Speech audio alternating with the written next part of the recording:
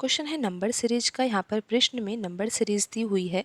हमें पता लगाना है कि नंबर सीरीज में प्रश्नवाचक चिन्ह के स्थान पर कौन सी संख्या आएगी।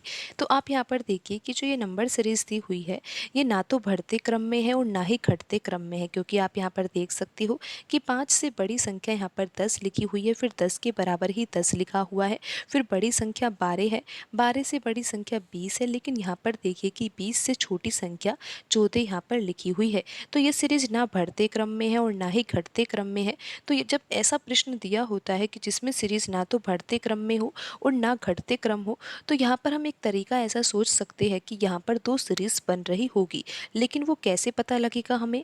आप यहाँ पर देखिए कि यहाँ पर 5 लिखा हुआ है, 5 के बाद आप यहाँ पर अगला पद छोड़ दीजिए और आप देखिए कि यहाँ पर लिखा हुआ है 10, फिर 12 को अगर छोड़ दे तो यहाँ पर लिखा हुआ है 20 और यहाँ पर अगर हम 14 को छोड़ दे तो यहाँ पर है प्रश्न चिन्ह। तो आप देखिए कि क्या ये सीरीज बन रही है कि 5 के बाद यहाँ पर 10 मान लीजिए, 10 के बाद यहाँ पर 20 मान लीजिए और हमें ज्ञात करना है कि 20 के बाद ये अगली संख्या क्या होगी। इसी प्रकार यहाँ पर एक दूसरी सीरीज बन रही है कि जो संख्याएं हमने छोड़ी है उन संख्याओं से भी एक सीरीज बन रही है। आप यहाँ पर ध्यान से देख सकते हो कि 10 है, 10 के बाद 12 है, 12 के बाद 14 है और 14 के बाद यहाँ पर अगली संख्या आएगी जो कि प्रश्न चिन्ह के बाद की संख्या होगी। तो यहाँ पर आप देखिए कि जो पहली सीरीज है जिसमें लिखा हुआ है 5, 10, 20 और यहाँ पर हमें ज्ञात करना है, तो 5 से 10 कैसे आएगा? जब हम यहाँ पर 2 का गुणा करेंगे। 10 से 20 कैसे आएगा? जब हम यहाँ पर 2 का गुणा करेंगे।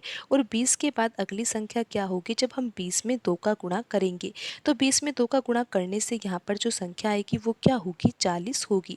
आप एक बार फिर से समझ लीजिए, क्योंकि आपको समझ में आ गया है कि हम किस सीरीज की अब बात कर रहे हैं।